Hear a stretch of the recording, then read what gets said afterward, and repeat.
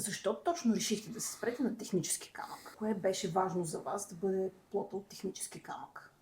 Освен За че мен сте го лично виждали, да, че много сте го красиво. виждали. Изглежда по съвсем различен начин. Няма общо с нищо друго, което видяхме като алтернатива в масовите магазини за кухни, в които ходихме.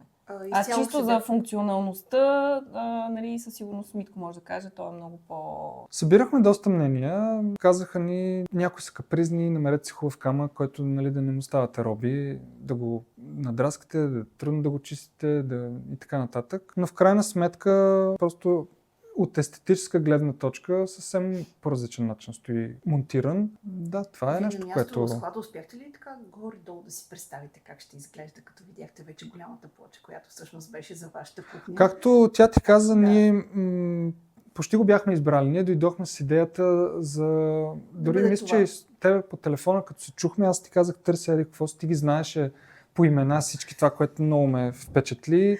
Аз ти казах, търсим бял камък с леки нишки по него орнаменти. Ти директно с имена ми каза, отвори това и това и това, което, нали, много приятно впечатление. И да, искахме просто да... Завършика на кухнята, за нас кухнята беше много важно нещо. Казахме се, в кухнята не искаме да правим компромис, защото сме от хората, които обичаме да изкарваме всички заедно време в кухнята и да си я ползваме. Да си я ползвате. Но да, идеята наистина беше да не сме роби на нещо. Смея да твърдя, че колко вече 3-4 месеца абсолютно не сме роби. Напротив, даже. Много лесно Да, както държа, както преди малко държиш? казах, и куркума успях да изчистя, така че мисля, че да. Много хубаво.